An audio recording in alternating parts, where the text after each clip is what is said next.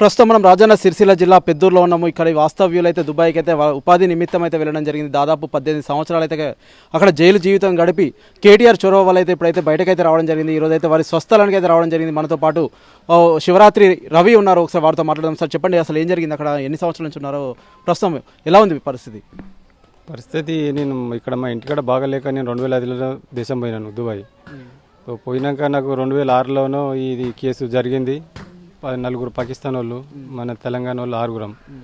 అయితే వాళ్ళకు వీసాలు ఉన్నాయి కాబట్టి వాళ్ళకు 10 సంవత్సరాలు, మాకు 15 సంవత్సరాలు ఎక్స్ట్రా పెంచినారు అప్పీల్ తర్వాత, 20 సంవత్సరాలు టోటల్.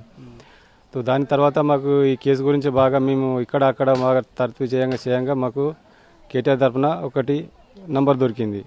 నాగభూషణం సారు, నారాయణ స్వామి, భీమారెడ్డి, అనురాధ వీళ్ళందరూ సహాయపడ్డారు మా కేసు గురించి. మేము 18 సంవత్సరాలు ఇప్పుడు జైలు శిక్ష అనుభవించినాం. ఇప్పుడు మాకు 19 చాలా అయింది. కేటీఆర్ సారు నేపాల్ పోయి 15 లక్షలు కూడా కట్టిండు.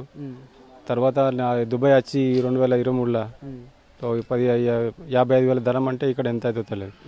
మొత్తం 30 లక్షలు చిల్లరనే సార్నే మాకు వెళ్ళి సాయం చేసినాడు. ఇప్పుడు అంతా సాయం చేసి సారు మేము ఇప్పుడు అది కూడా మాకు లాయర్ కూడా ఏం చేయలేదు, పైసలు తీసుకుని కూడా. సార్కు మరి అది కేసు రిజెక్ట్ అయిపోవట్లేదు. మళ్ళీ ఏ విధంగానో మాకు ఎంబీసీ తరఫున దేని తరఫునో మాకు ఈ సాయం చేసి మా అమ్మ నాన్నని మా భార్య పిల్లల్ని చూసుకున్నట్టుగా మమ్మల్ని తప్పించి ఈ కేసు అయిపోయేదాకా మాకు తెలియదు. మాకు కోర్టు డ్యూటీ వచ్చింది, పోయినాం 16 తారీఖు జనవరి, 22 తారీఖు జడ్జిమెంట్ అపరాజ్. మేము బాగా సంతోషపడ్డాం, మా ఫ్యామిలీకి చెప్పుకొని. సార్కు కూడా తెలిసింది. ఇప్పుడు సార్కు ఫ్లైట్ టికెట్ ఇచ్చి కూడా సారే మమ్మల్ని తెప్పించింది. ఇప్పుడు అన్ని ధన్యవాదాలు సార్కు చెప్పుకొని మేము బాగా సంతోషం, మా తల్లిదండ్రులు మా ఇంటికి వచ్చి ఖుషిగా ఉన్నాం బాగా. ఓకే, అంటే మరి అసలు ఏమైంది, అసలు వాచ్మెన్ హత్యకు సంబంధించి అసలు ఏం జరిగింది? అంటే తెలుగువారు మీరు అయితే 6 అయితే దానిలో ఇరుక్కోవడం జరిగింది కదా. ప్రస్తుతం పాకిస్తాన్కి సంబంధించిన 4 అయితే అప్పుడైతే విడుదల చేయడం జరిగింది. అసలు ఏం జరిగింది ఆ సంఘటనకు సంబంధించి?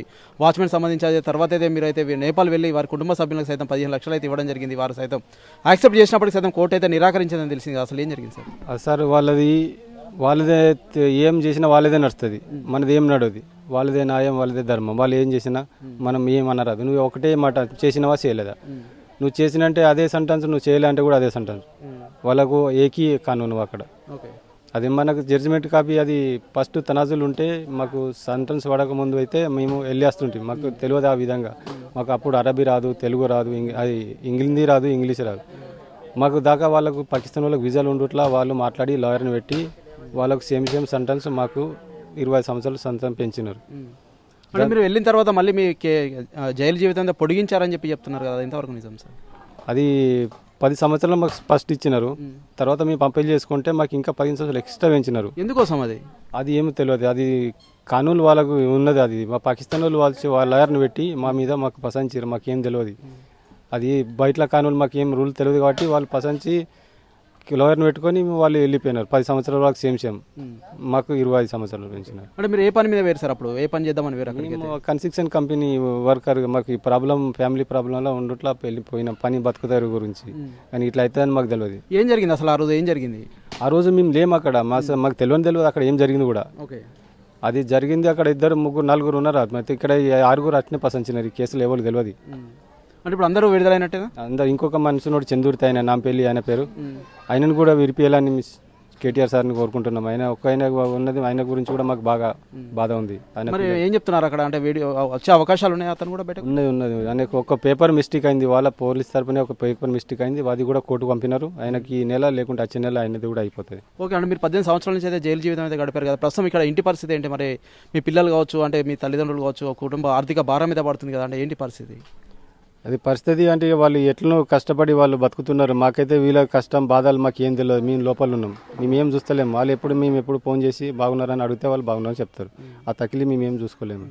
అంటే మీరు ఏమైనా రిక్వెస్ట్ చేస్తున్నారు గవర్నమెంట్ కానీ? అంటే ఎవరైనా రిక్వెస్ట్ చేస్తున్నారంటే మాకైతే ఇప్పుడైతే మీరు 18 సంవత్సరాల నుంచి అయితే పూర్తిగా చేయని పనికి జైలు జీవితం అయితే పూర్తిగా గడిపారు. అంటే రాముడు అటువంటి 14 సంవత్సరాల వనవాసం గడిపితే మీరు 18 సంవత్సరాలు అయితే గడిపి అయితే ఇప్పుడైతే బయటకు రావడం జరిగింది. అంటే మీ ఆర్థిక పరిస్థితులు బాగాలేకైతే మీరు అక్కడికైతే వెళ్ళారు కదా. అంటే మీరు ఏమైనా ఆర్థిక సాయం కావచ్చు, అంటే ప్రభుత్వం నుంచి ఏమైనా వేడుకుంటున్నారా? అది సారు, అది ఆయన మనస్ఫూర్తిగా ఆయన ఏం చేయాలనుకుంటే ఆయన మేము ఏం అడగలేము సార్. ఇంతగా చేసింది ఆయన్నే. ఓకే, అంటే ఇప్పుడు ప్రస్తుతం అయితే కాంగ్రెస్ ప్రభుత్వం వచ్చింది కదా, అంటే మీరు ఏమైనా వేడుకుంటారా? కాంగ్రెస్ పదం మరి ఫస్ట్ నుంచి మాకు సార్ ఆసారం ఏం చేసింది కాబట్టి ఆసారి చేసింది. మేము ఆసారిని అడుగుతాం. మాకు అంటే మరి ఏంటి సార్ ఇప్పుడు ఏం చేద్దాం అనుకుంటున్నారు, ఏంటి పరిస్థితి ఇప్పుడు? సార్ ఇప్పుడు మేము ఏం చేయాలనుకుంటలే, మేము కేటీఆర్ తరపునే ఆయన మీదనే నమ్మకం పెట్టుకొని ఉన్నాం. మేము కేటీఆర్ ఏం చేసినా ఆయన జిమ్మదారి సార్. ఓకే, అంటే ఇప్పుడు పూర్తిగా ఇది కేసు నుంచి బయటకు వచ్చినట్టే కదా? బయటకు వచ్చింది, మేము అయిపోయింది, మాకు సంతోషం ఉంది, మా పిల్లలు ఇలా చూసుకున్నాం, మాకు చాలా ఆనందంగా ఉంది, మా తల్లిదండ్రి మా భార్య పిల్లల్ని. ఓకే, ప్రస్తుతం అయితే నేనైతే చాలా సంతోషంగా ఉన్నాను. కేటీఆర్ చొరవ వల్ల అయితే మేమైతే బయటకైతే రావడం జరిగింది. దాదాపు 18 సంవత్సరాల జైలు జీవితం తర్వాత అయితే నేనైతే బయటకు వచ్చాను. మేమే ఆర్థిక పరిస్థితులు బాగలేకైతే మేమైతే ఆ దుబాయ్ అయితే వలస వెళ్ళడం జరిగింది. అక్కడైతే అనుకోని పరిస్థితుల్లో అయితే మమ్మల్ని అయితే జైల్లో పెట్టడం జరిగింది. కేటీఆర్ కావచ్చు, అంతేకాకుండా మరికొంతమంది అయితే మాకైతే సహాయం చేశారు. అంతేకాకుండా నేపాల్కి వెళ్ళి సైతం వారికైతే నేపాల్ కుటుంబ సభ్యులకైతే 15 లక్షల రూపాయలు సైతం ఇచ్చారు. అయినప్పటికైతే వారు క్షమాభిక్ష పెట్టినప్పటికీ సైతం కోర్టు అయితే నిరాకరించిందని చెప్పేసి వారు చెప్తున్నారు. తర్వాత ఆరోగ్య పరిస్థితుల దృష్ట్యా అయితే వీరైతే ఈ రోజు అయితే బయటకైతే రావడం జరిగింది. వీరి తల్లిదండ్రులతో పాటు కుటుంబ సభ్యులను అయితే చూడడం జరిగింది. ప్రస్తుతం వారితో పాటు వారి కుటుంబ సభ్యులను వారితో మాట్లాడదాం. అమ్మ చెప్పండి, ఎలా ఉంది ఇప్పుడు, ఏమనిపిస్తుంది? మంచిగా ఉన్నాం సారు. సారు అలాగా ఎప్పుడు రుణమై ఆయనకేముంటాం మంచిగా. కేటీ వరకు అయ్యా తండ్రికి అయ్యా మంచిగా అంటే ఆయనకే రుణమై ఉంటాం. నా కొడుకులు కూడండు, నా మనవరాళ్ళు, దీను తల్లిదండ్రులు అందరూ రుణమై ఉంటాం బాధ్యత. మరి ఎట్లా మా ఇప్పుడు అయితే ఆర్థిక పరిస్థితులు అయితే మీకు బాగలేకనే మీ కొడుకు అయితే ఇతర దేశాలకైతే వెళ్ళడం జరిగింది. ఇప్పుడు 18 సంవత్సరాల నుంచి అయితే తనైతే డబ్బులు అయితే పంపించాలని పక్షం అయితే ఉంది కదా, అంటే మీ పరిస్థితి ఎలా ఉంది ఇప్పుడు? లేదు కైకిలు చేసుకున్న కోడళ్ళు బతికిండ్రు, పంచులు ఏమి లేవు, ఏమి లేవు. వాళ్ళ దగ్గర ఏమున్నదని వాళ్ళే జలవరి, వాళ్ళకి ఏమి లేదు. నా కోడళ్ళే తీసుకొని కైకిలు చేసుకొని తిన్నారు, పుట్ట గడిచింది, ఏమి లేదు మా దగ్గర ఏం ఆధారం లేదు. ఇప్పుడు అయ్యా అన్న మా నాయన నా తండ్రి కేటీఆర్ మా అమ్మల జాతి పెద్ద చేసినట్టుగానే ఇప్పుడు అయింది. ఆయన చేతుల్ని బతుకంతా మా బతుకు మనవరాలది మనవలది నా కొడుకులది కోడళ్ళది అంతా ఆయన చేతుల్నే ఉన్నది బతుకు బాధ్యను. ఆయన అన్నం పెడితే ఇంత అనుకున్నాం బాధ్యను అంతే.